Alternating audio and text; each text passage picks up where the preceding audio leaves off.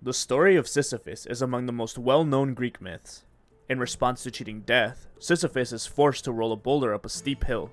Once he nears the top of the hill, the boulder rolls back down, leading Sisyphus to toil in futility as he repeats the exercise for eternity. The absurdity of these actions are hard to miss, as he is completing an arduous task only to be rewarded with having to do it again. In many respects, the fate of Sisyphus parallels speedrunning. Speedrunners, testers, and glitch hunters spend hundreds of hours trying to improve world records, only to start this process anew once they achieve their goal. There are few things as quintessential to speedrunning as when the runner sets a new world record only to immediately talk about how terrible it is, leading to them repeating the grind that they just finished. Of course, this motivation arises out of the fact that there is still improvement to be had. Oftentimes, new tricks are found, harder tricks can be implemented, and speedrunners get better at their game. Whether their movement has improved, saving fractions of seconds over the course of the run, or a huge breakthrough was found, saving time, improvement typically remains. Regardless of what factors may be contributing to it, the runner has come to realize that the time they obtained is not representative of their potential, leading them to begin the trek back up the hill again. The absurdity of speedrunning only increases the further up the hill you go. But before we start, I don't like to show for likes or subs, so here's some guy from Fiverr or something to do it for me.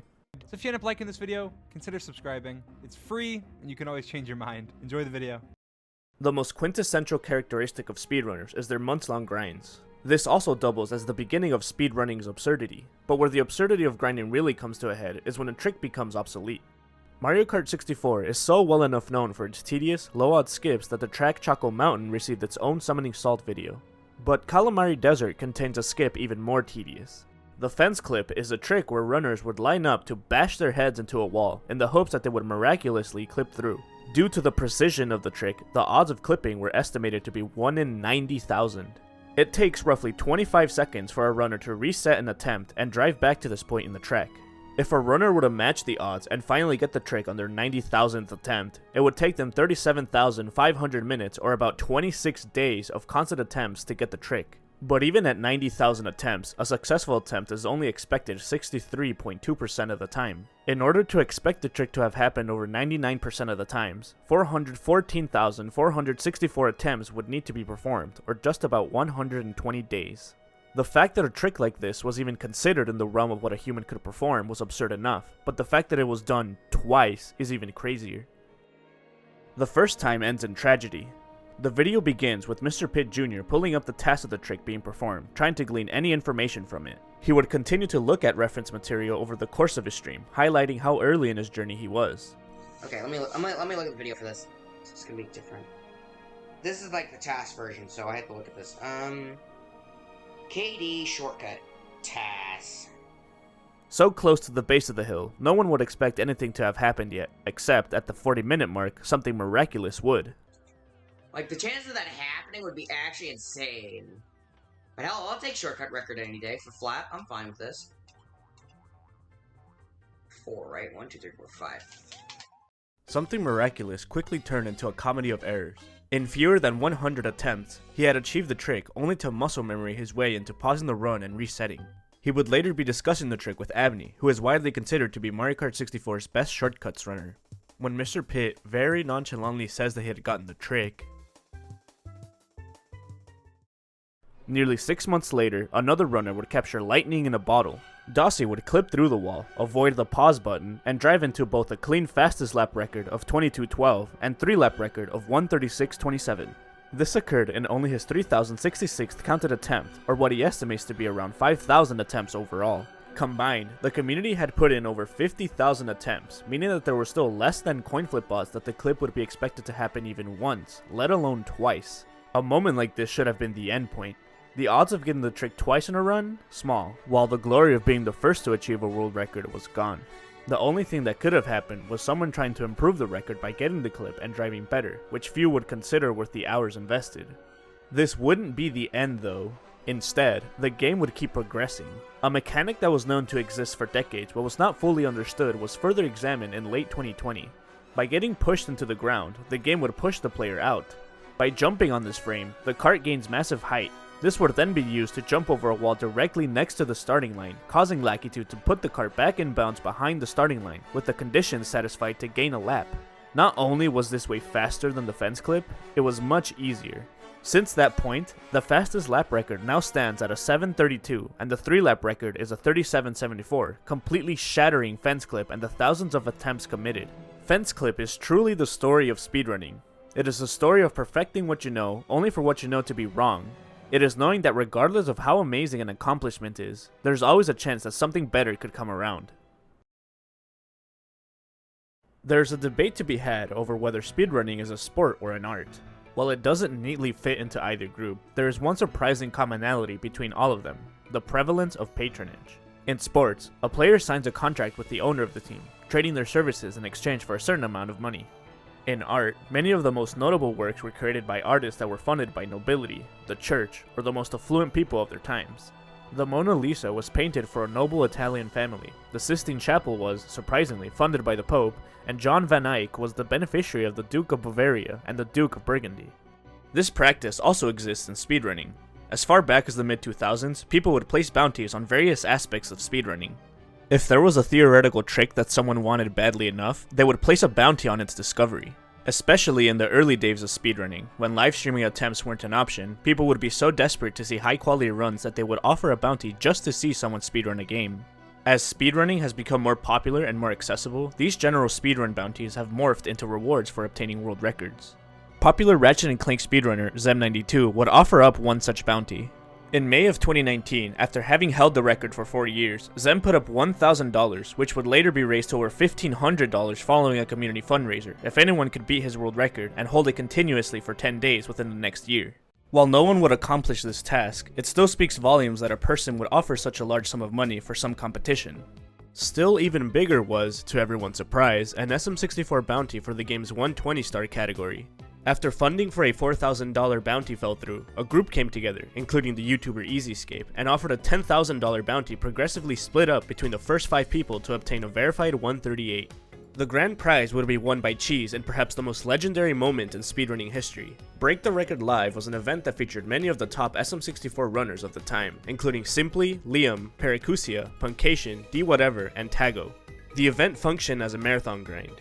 Each runner would repeatedly attempt runs over the span of a weekend live at the European Speedrunning Assembly. In the end, while the runners all put up commendable performances, Cheese would come out on top with the first verified 138 set on February 1st, 2020. To put into context how miraculous this event is, in just over a month the world would shut down and IRL speedrunning has yet to fully recover. Even Pan and Koek from the A Button Challenge put a $1,000 bounty on an upwarp in TikTok clock. The story behind this bounty is an exercise in absurdity on its own. While practicing the red coin star, a runner by the name of Dota Teabag zipped up into the air. While this alone is weird looking, upwarps are not uncommon in SM64. They are used in Firesea, Tall Tall Mountain, and Tiny Huge Island to name a few. What made this upwarp strange is that the level was missing all the features usually required for it to occur.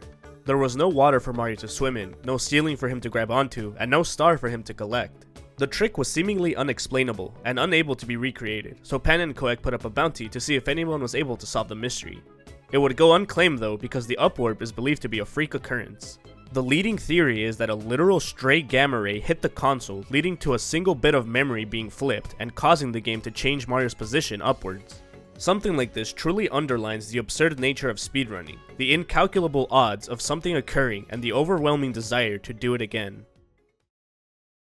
This is just the beginning of the absurdity related to SM64 and Pan and Koek. A game that used to require 70 stars and 2 keys to beat has been whittled down to a single door needed to be unlocked. There is no game as complex as SM64 that is thoroughly combed for skips to the point where any frame saved is a big deal.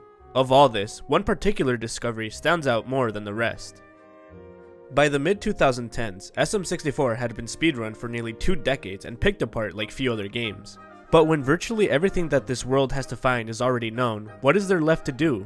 In SM64, it's to travel to parallel universes. Due to how SM64 tests for collision, Mario's position is converted to a value between negative 32,768 and positive 32,767. While this range is used for floor detection, it is not necessary for Mario's actual position to be within it. For instance, if Mario's position is at 70,000 units, his collision would be checked against the floor collision at 4,464 units. If this position happens to correspond with the position Mario would be allowed to stand on, then the game allows him to stand, despite there being nothing there visually.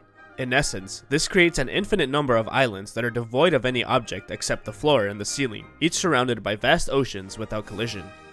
With enough speed, Mario is able to navigate these oceans and cross into another dimension. A dimension of sound. While this is certainly interesting, its discovery raises many questions of why. Why does this work? Why does it matter? Why does anyone care? But the most relevant question is, why was it discovered?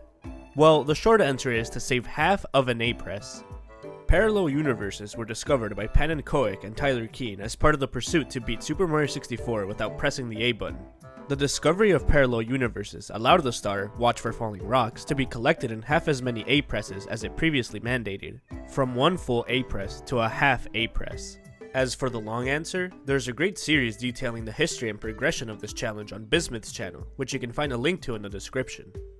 Now, I can already hear you typing, this wasn't found for speedrunning, this was discovered for a challenge run. Moving on. In all seriousness though, its relevance to speedrunning is primarily through tasks. Due to the high speeds that Mario must be traveling at in order to navigate parallel universes, even the smallest change in angle can shift Mario to an invalid position, making this too precise for humans to perform in real time. Despite this, it allows for one of the most significant tricks in SM64 speedrunning, moat door skip. By traversing through the parallel universes, Mario is able to enter the moat door without draining the water. This allows him to enter the basement without beating Bowser in the Dark World, making the only remaining collectible the key to the upstairs door. Of course, it's one thing to research the innermost workings of a game, but using the game to change its own code is another level. Arbitrary Code Execution, or ACE, does just that. ACE is an immensely complicated tech, so I will explain it in the most underexplained means possible.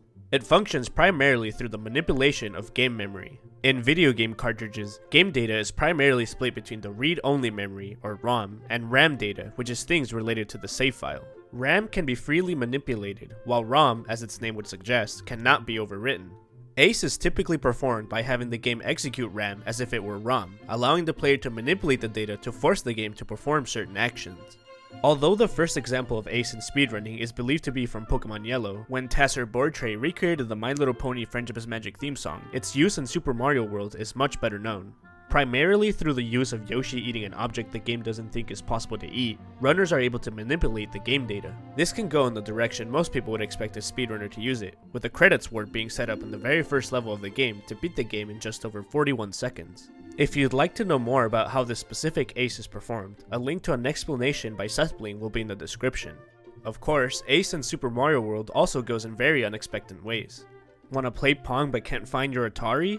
Just boot up the SNES and bounce Mario's head between platforms. It even comes with a copy of Snake, Double Trouble.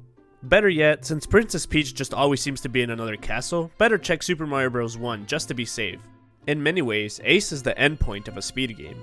In addition to its presence in Super Mario World and several Pokemon games, ACE has also revolutionized Zelda speedruns. 3 years ago, the Ocarina of Time Any% world record was just under 17 minutes, with limited time save to be found. Since ACE has been introduced into the run, the world record has been cut down to a 3 minute, 55 second, 300 millisecond run. This improvement in Majora's Mask would be even more drastic, with nearly an entire hour being shaved off. Out of everything though, perhaps the most absurd thing to ever happen in speedrunning was when Japanese Dragon Warrior 3 runners started cooking their consoles. Dragon Warriors 3 is a fairly standard RPG. Level up heroes, expand your party, grind for items, etc.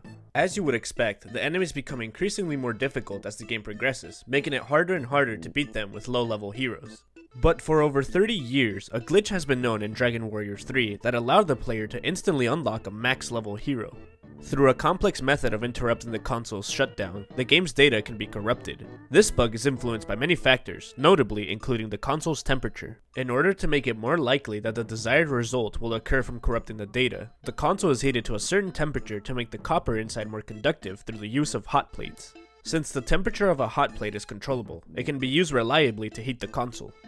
This would all come to a head at RTA in Japan 2020, where runners would race each other while employing the hot plate. One runner by the name of Hitchi would set a new world record with a time of 21:53 and then proceeded to celebrate by eating fairly expensive meats.